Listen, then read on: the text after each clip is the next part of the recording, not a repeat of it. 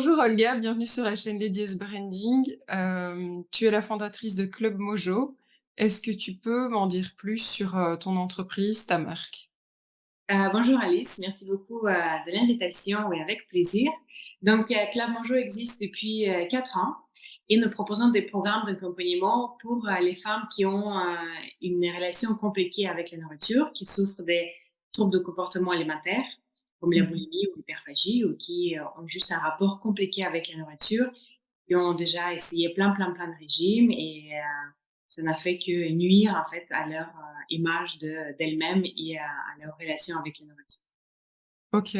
Comment tu en es arrivée à cette idée, à ce projet de En fait, une très bonne question. Donc Club Monjo, c'est ma deuxième boîte. La première boîte, je l'ai vendue en 2018. Hem Et ma première boîte, c'était une école de langue étrangère et en fait, comme, je suis russe, j'ai commencé à apprendre les langues très tôt et j'aime bien ça et quand j'ai créé une école de langue, c'était une évidence pour moi que, je veux faire ça. Et quand j'ai vendu, donc l'école, des langues, je me suis dit: «OK, qu'est-ce que je fais maintenant?» Et je me suis dit: «Il faut absolument que je trouve un sujet qui me passionne, qui fait partie de ma vie». Et dans ma vie, j'ai passé plus de 15 ans à faire des régimes, à vivre avec les restrictions. En fait, le but de ma vie pendant un certain temps, c'était de perdre du poids. Et on vivait dans cette époque un peu de healthy living, mais c'est comme un peu maintenant ça continue. Et autour de moi, tout le monde, toutes les femmes, en tout cas, vivaient de la même façon. Et à un moment, c'est devenu une souffrance de contrôler tout le temps ce que je mangeais, de compenser par le sport après. Et je me suis dit, en fait, c'est pas normal, il y a quelque chose qui cloche et j'ai commencé à creuser. Et en fait, effectivement, j'ai vu que il y a pas mal de personnes qui souffraient de troubles de comportement alimentaire non diagnostiqués. Et en fait, on pensait que c'était un mode de vie sain. Et c'est comme ça que je me suis dit, il y a des choses à faire, il y a des femmes qui ont besoin d'aide et on va les aider. Et en fait, je pense que c'était aussi un business un peu, c'est un business thérapeutique parce que en même temps, ça aide moi-même aussi. oui, souvent quand on lance une entreprise quelque part, on travaille en même temps sur soi, j'ai remarqué. Tu peux nous en dire plus sur, les services que tu proposes exactement au travers de Club Mojo? Oui, bien sûr. Donc, les services qu'on propose. Nous avons plusieurs programmes d'accompagnement. Mmh. Donc, ce qui est important à comprendre est que tous les programmes sont pluridisciplinaires. Ça, c'est super important en prise en charge des troubles de comportement alimentaire. Ça veut dire qu'il y a plusieurs professionnels qui vont prendre soin de vous chez nous. Donc, on a 4 programmes. Le premier programme s'appelle Mojo Best. Donc, comme c'est Club Mojo, en fait, tout est Mojo et notre mot. Et donc, Mojo, en fait, c'est la force intérieure. Donc, on vous aide à trouver votre force intérieure. OK. Donc, Mojo Best, c'est notre programme phare qui aide, qui travaille vraiment sur les relations avec la nourriture, l'image de son corps et la confiance en soi. C'est un programme de 3 mois. Aussi, tous nos programmes sont en groupe parce que les femmes qui souffrent d'une relation compliquée avec la nourriture ou son corps, elles se sentent très seules. Chez Mmh. nous, elles arrivent à se livrer et libérer la parole pour la première fois et ça les aide énormément à avancer, à s'en sortir et à guérir. Donc le programme Mojo Best, ça dure 3 mois. Tous les programmes sont en live, ça veut dire que vous allez rencontrer votre coach en live toutes les semaines. Donc il y a plusieurs personnes qui s'occupent de vous dans ce programme. Il y a une diététicienne comportementaliste, une coach de vie, il y a aussi moi, il y a aussi une référente, c'est une ancienne Mojo Queen, donc une de nos clientes qui soutient aussi les filles qui sont en train de faire tout ce parcours de travail sur soi. Donc on se retrouve toutes les semaines pour une visio, donc un sujet qui est prédéfini en avance.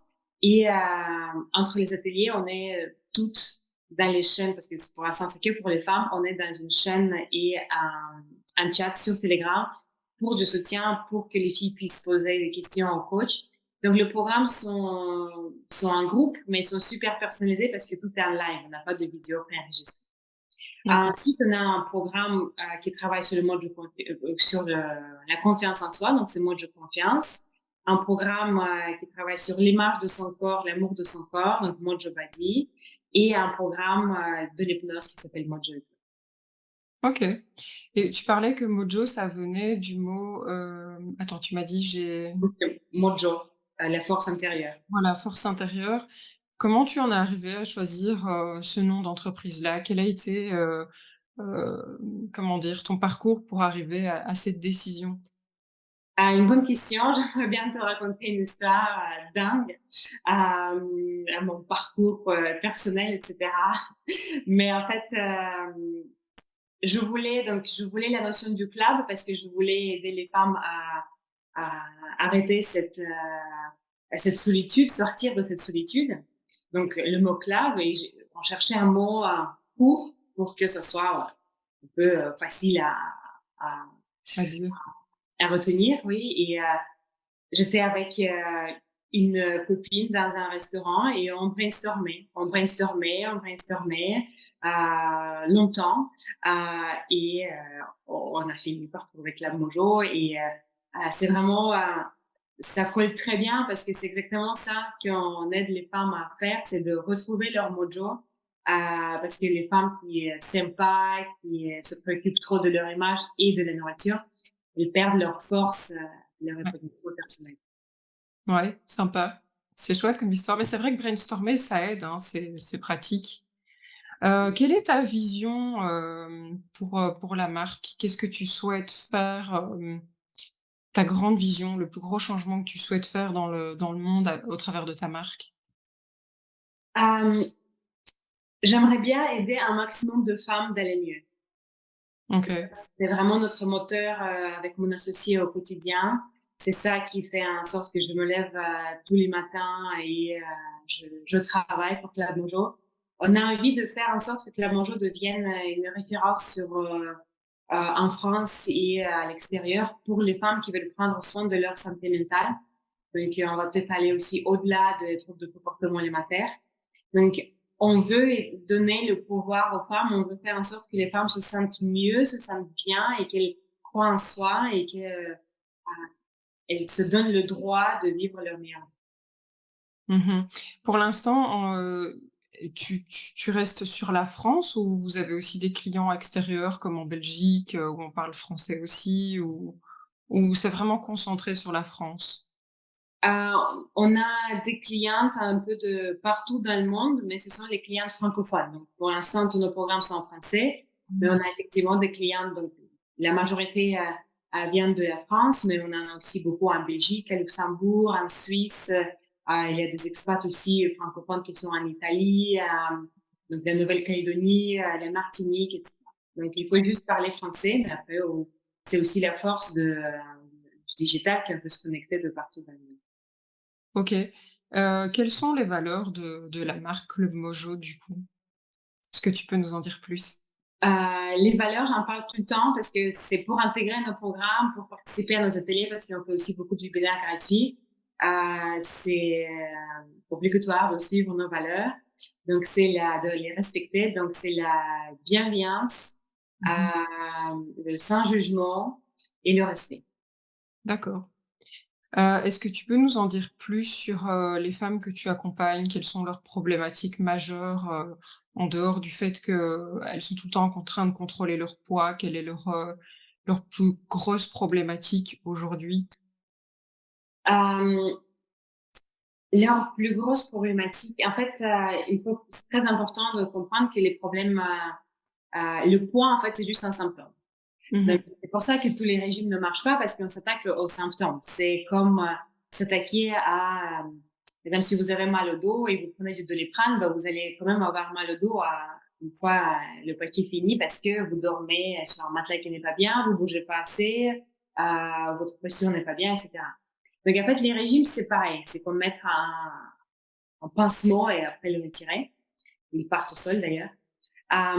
Et donc, il y a toujours des raisons pour lesquelles les personnes ont pris du poids. Très souvent, ce sont des traumatismes d'enfance, des souvenirs pas très sympas.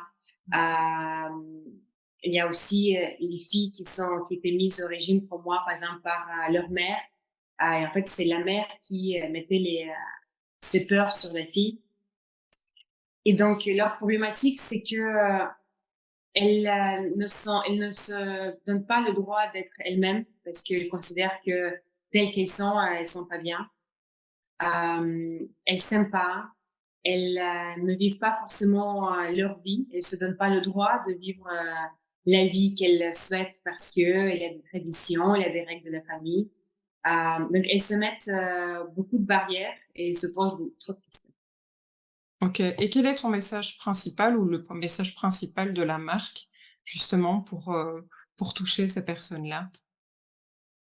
Euh, Notre message principal, ce qui me vient à l'esprit, c'est libérez-vous du poids.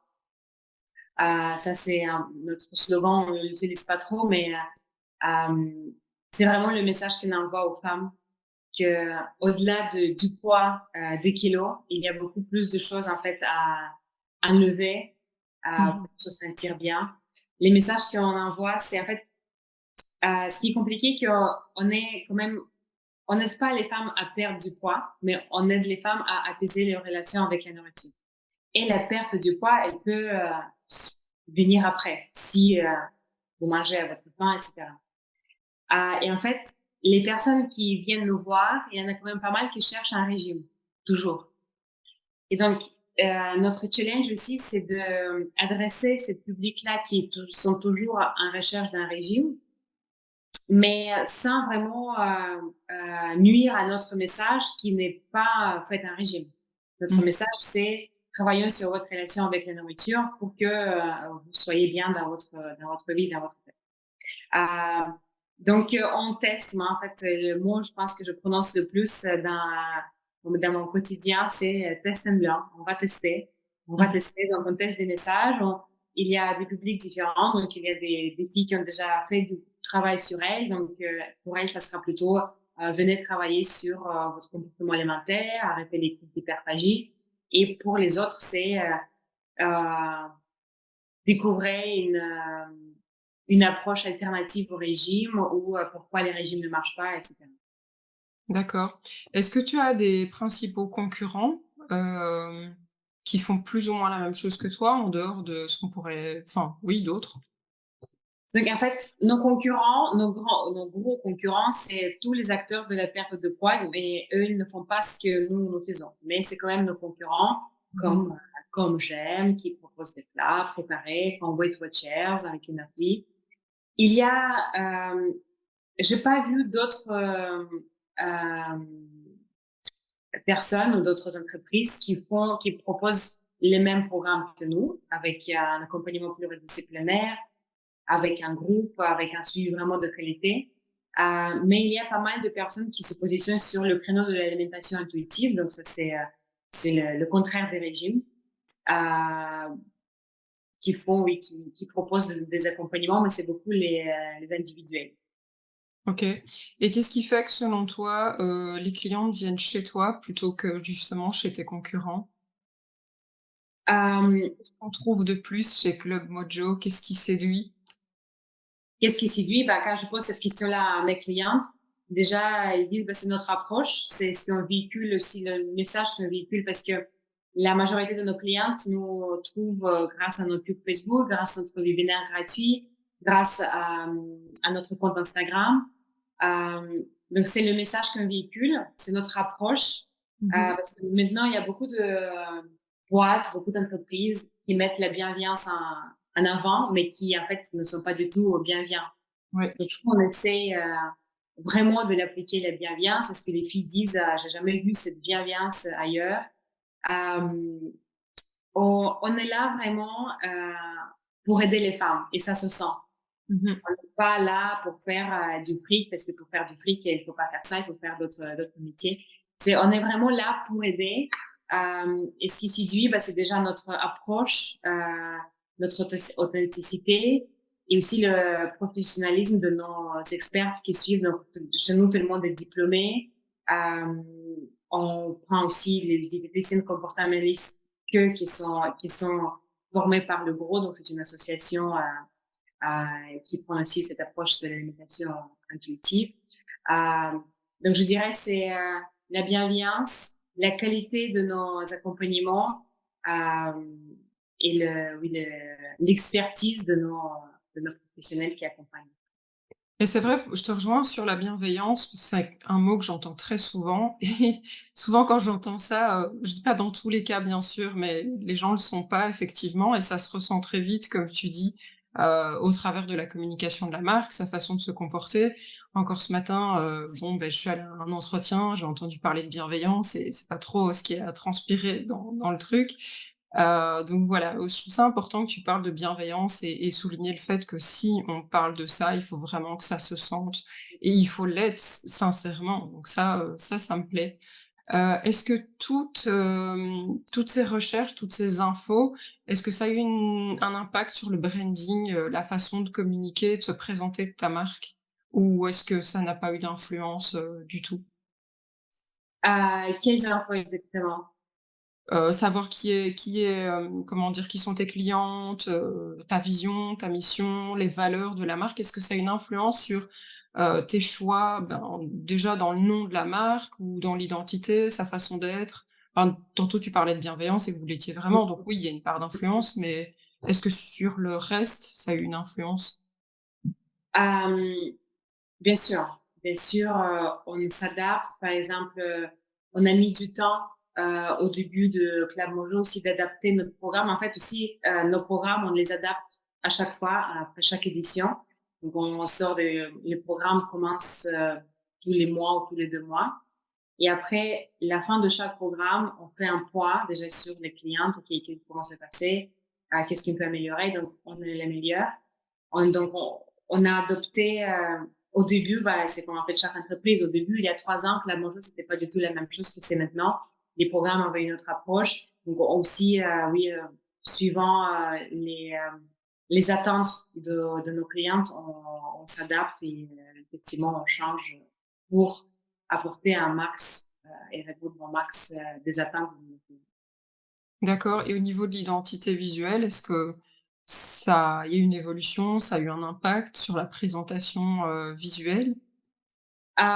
On a changé une fois un peu l'identité visuelle. Pour l'instant, le logo il reste le même qu'il y a 3 ans, mais oui, il y a en fait pour l'identité visuelle et toutes les communications, je trouve que c'est pas facile de trouver un bon compromis entre la personnalité de la boîte, de la fondatrice, de moi qui se met en avant beaucoup sur Instagram, même si en fait, moi je participe au programme, mais le plus gros du travail est fait par les professionnels médicaux et paramédicaux qui assurent les programmes. Mais moi, je me mets en avant sur Instagram. Donc oui, on jongle toujours entre mon image à moi, nos clientes, il faut qu'elles se reconnaissent. Et après, en fait, moi, je crois qu'il faut rester au max authentique Ouais. parce que c'est que comme ça que ça marche. Tu peux pas prétendre être quelqu'un que tu n'es pas et il faut que les clients se reconnaissent dans toi et c'est comme ça aussi que ça marche le mieux entre vous. Et du coup, comment tu fais pour gérer, la cohérence, au niveau de tous les points de contact que vous avez, au niveau communicationnel? On essaie de faire de notre mieux. On essaie de suivre, oui, les process. On a une charte graphique. Déjà, avec Canva, c'est très pratique parce que tu as une charte graphique et tu peux dupliquer les supports. Donc, on fait attention à ça. Et j'avoue qu'au début, on faisait pas trop attention. Et maintenant, c'est vraiment, ouais, on voit que il y a de plus en plus de cohérence de ce qu'on publie sur le site web, ce qu'on fait sur Instagram, ce qu'on envoie par mail, sur nos présentations au webinaire, sur nos pubs, etc. OK. Quels ont été pour toi les plus gros challenges à surmonter, personnellement en tant que, chef d'entreprise et pour ta marque aussi, quels ont été les plus gros challenges? Je vais y arriver. Le challenge qui est là tout le temps, c'est donc moi je suis maman de 2 enfants. Comment trouver ou chercher cet équilibre pro perso, comment prioriser, comment voilà, dire ok bon avec le pro perso c'est un peu facile parce que bon les enfants évidemment ça passe toujours avant, mais comment dans le pro prioriser en fait les tâches. Qu'est-ce que tu fais? Parce que bon, la priorité, c'est de vendre, de faire du chiffre d'affaires pour que l'entreprise puisse continuer. De comment, en étant une petite équipe, tu arrives à faire d'autres projets. Et là, le challenge actuel, c'est comment est-ce qu'on augmente, comment est-ce qu'on accélère notre développement, comment est-ce qu'on fait en sorte que la Mojo prend plus d'ampleur, qu'on prend plus de place sur le marché, comment est-ce qu'on peut aider plus de femmes. Donc, il faut agrandir l'équipe, trouver un financement, structurer, faire plein de projets. OK. Est-ce que tu as une info croustillante à nous partager dans ton parcours de start-up, enfin d'entreprise, hem, marrante? Une info croustillante ou marrante, bah, Un truc qui te serait arrivé qui est vraiment, voilà, drôle ou croustillant, dans ta vie d'entrepreneur, que tu aurais envie de partager, enfin voilà.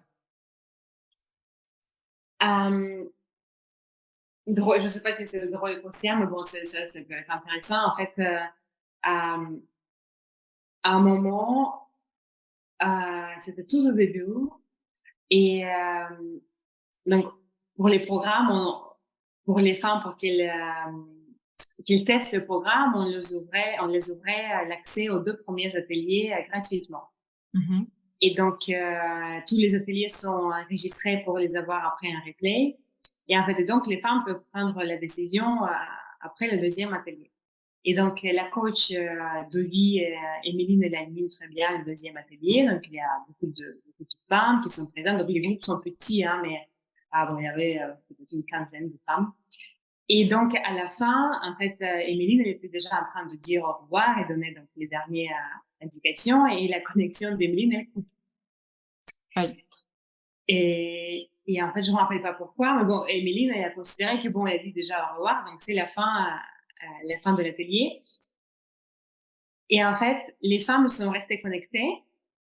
Et comme il fallait prendre la décision, soit tu continues le programme ou tu continues pas, bah, ils ont commencé à discuter ensemble.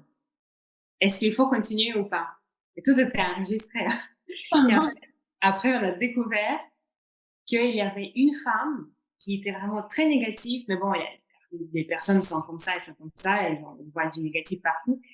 Et en fait, il nous a pourri c'était enregistré encore pendant 40 minutes, je pense. Et donc, en fait, on a découvert comment une femme a pourri et tout ce qu'elle a fait, etc., et que ça n'aidera pas, et que ça marchera pas, ici. Voilà. Donc, sur le coup, c'était pas très agréable, mais bon, les personnes sont comme ça, j'y peux rien, et Après, ce qui peut être intéressant, c'est d'écouter son discours pour pouvoir justement amener des arguments après pour, comment dire? Persuader les gens, plus efficacement des bienfaits de ton programme, justement. complètement, C'est complètement. intéressant. Donc, on a écouté, on a tiré nos leçons aussi, effectivement, comme tu dis. Juste ça, c'est une anecdote qui me vient à l'esprit. Top, ouais, c'est croustillant quand même. Je dirais pas marrant, enfin si un petit peu, mais c'est cocasse. Est-ce que tu aurais un conseil à donner, aux gens qui veulent se lancer demain, un de tes meilleurs conseils?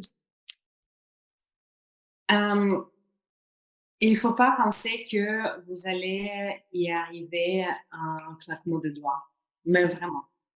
L'entrepreneuriat, c'est pas un sprint, c'est un marathon. Et en fait, j'ai l'impression que ceux qui restent, c'est ceux qui persévèrent, Mmh. qui travaillent et qui ne pensent pas que un mois, un an ou 2 ans, ça sera réglé. Donc, c'est vraiment, si vous vous lancez, bah, voyez comment vous pouvez faire pour rester sans revenu de votre entreprise que vous êtes en train de lancer, au moins 2, 3 premières années. Parce que malheureusement, moi, je vois beaucoup de gens qui se lancent en disant, voilà, en 2 ans, je vais être rentable. Euh, c'est compliqué. Après, ça dépend si vous êtes solopreneur ou si vous êtes en entreprise. C'est différent, mais franchement, voilà, mon conseil, c'est de construire, c'est juste un plan à construire. OK, comment je peux faire pour tenir au moins 3 ans sans revenu. OK, c'est intéressant d'avoir ce point de vue-là. C'est vrai que, quand on écoute certaines personnes qui se lancent, on a l'impression qu'ils se disent que, comme tu dis, c'est en un claquement de doigts, ça va se faire, mais non, c'est vrai que ça demande beaucoup d'investissement et j'entends souvent cette phrase, «C'est un marathon, pas un sprint» et et voilà, donc c'est super intéressant que tu le soulignes encore aujourd'hui. Et Heu, surtout, il faut pas lire, tous les, posts LinkedIn, comment j'ai passé de 0 à 10 000 € par mois, et cetera. ouais, C'est en fait aussi, il faut comprendre qu'on met en avant les succès comme, je sais pas, oui, Apple, SpaceX, tout est beau. et cetera. Et en fait, bon, même en France, il y a Justine Hutto avec, Respire, ou bon, il y a d'autres entrepreneurs du moment. Mais, il y en a énormément de petits qui sont pas mis en avant, mais qui sont là avec un business rentable et qui n'ont pas levé des fonds parce qu'ils n'ont pas besoin. Même votre restaurateur du coin, hein, c'est un entrepreneur qui est là, rentable et qui gagne bien sa vie. Donc vraiment, euh, il faut bien sûr viser la lune pour arriver dans les étoiles, mais il faut aussi rester quand même pied sur terre pour comprendre que c'est beaucoup de travail et beaucoup de temps. Ouais, c'est vrai, beaucoup de sacrifices. Mm. Mmh. Quelle question je ne t'ai pas posée et que tu aurais bien aimé, justement que j'aborde, ou quelque chose que tu n'as pas dit et que tu aimerais bien dire ici? Euh,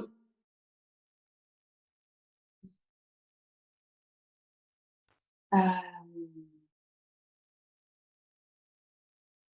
j'aimerais bien encourager les femmes à se lancer dans l'entrepreneuriat, parce que c'est une super aventure.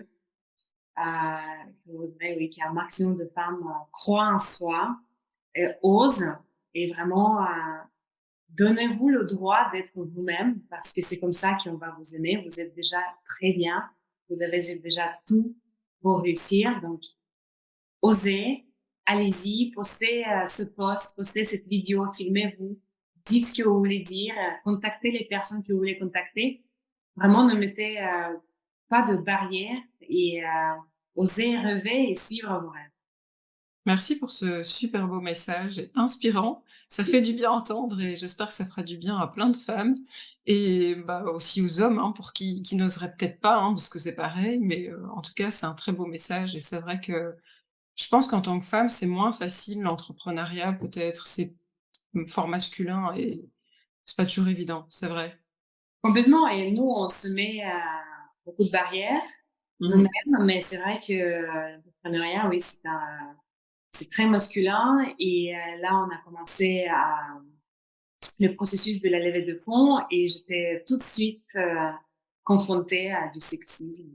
C'est vrai? Ouais, ouais. On OK. m'a on m'a fait comprendre que peut-être que j'aurais plus de chances de convaincre les investisseurs parce que je suis une femme belle et qu'il faudra séduire.